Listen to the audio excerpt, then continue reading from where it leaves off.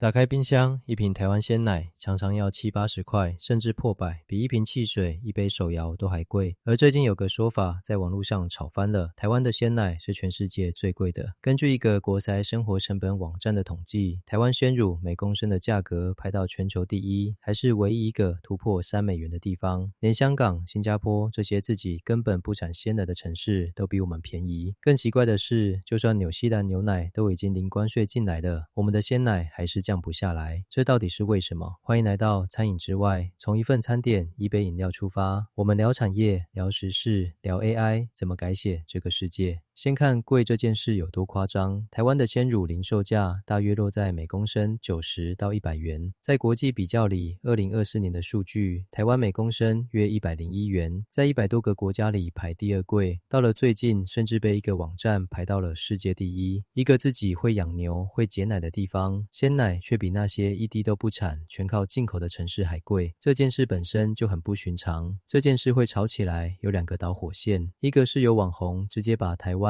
香港、新加坡的鲜奶价格摆在一起比，质疑自己人最会割自己人；另一个是大家本来以为2025年起纽西兰牛奶零关税进台湾，价格应该会崩，结果架上的进口奶卖得跟国产的差不多，关税都省了，价格却没降，连农业部长都出面说要去调查各国的鲜乳价格。那一瓶鲜奶为什么这么贵？这要从价格是怎么被定出来的说起。我们把一瓶卖100元的鲜奶拆开，真正养牛解奶的酪农大概只拿到30元，把生乳加工装瓶的乳品厂拿30几元，剩下的将近40元被超市、超商、量贩这些通路拿走了。这里有个关键名词叫上架费，白话讲就是你想把商品摆上人家的货架，卖的先付一笔摆上去的钱。在台湾鲜乳的上架费可以占到零售价的3到4成，不同通路收的还不一样，有的会员制大卖场约3成以下，有些超商收到4成甚至接近5成。通常店面越小，据点维护成本越高的收得越凶，连乳业协会自己都跳出来说这个上架费不合理。换句话说，我们多付的那一大截，很多其实是把牛奶摆上货架的过路费，根本流不到辛苦养牛的酪农手上。这就解释了一个怪现象，酪农把生乳卖给工厂，一公升才20-30元，到了货架上却变成90几元，中间翻了3倍。而在美国、纽西兰，零售价大概只有收购价的2倍多，我们多付的那一截，很大一部分最后是进了通路的口袋，而不是回到牧场。讲到这里，会发现这跟上一集的外送抽成其实是同一个故事。宅握住通往消费者的那道门，谁就最有喊价的能力。在外送那道门是外送平台，在鲜奶那道门就是超市的货架。不过这里要持平的说，台湾的鲜奶本来也先天成本高，海岛、亚热带又常有台风，养牛得花更多钱降温，土地贵，饲料几乎全靠进口，养一头牛的成本可能就要50万起跳。所以也有乳业团体反过来说，拿根本不产鲜奶的香港、新加坡来比，本来就不太公平。那为什么连零关税的进口奶也跟着卖这么贵？这里就是定价策略了。第一，纽西兰奶原本就有部分免税配额，真正省下的成本有限，加上运输变贵。第二，进口奶的定价往往是跟着国产走，既然国产卖90几，进口的就定在差不多的价位，中间的价差自己赚。说白了，进口奶就跟着国产一起卖高价，躺着赚，中间的价差消费者两边都讨不到便宜。而台湾的生乳收购又集中在统一、味全、光泉、益美这几家大乳权手上，合计掌握了大约8成。他们一手引进进口乳源，一手调控国产生乳的收购量。要特别说明，公平会查过，并没有发现这几家联合定价，各品牌售价也不一样。这不是谁在密室喊价，而是一个高度集中的市场结构自然长出来的结果。但结构归结构，结果就是在这条脸上最有话语权的，从来不是养牛的人，也不是买奶的我们。把焦点拉回我们的餐桌，以及一个更大的拉忧，要不要保护国产鲜乳？故事的另一条快线是这样：2025年起，根据台湾和纽西兰的一时经济合作协定，纽西兰的牛奶正式全面零关税进到台湾。虽然目前进口鲜奶的市占还不到1%，国产仍占9成以上，但酪农很紧张，甚至有人预估低价进口奶长期压境，可能让3成酪农撑不下去。而真正更大的对手其实是规模更大的美国牛奶。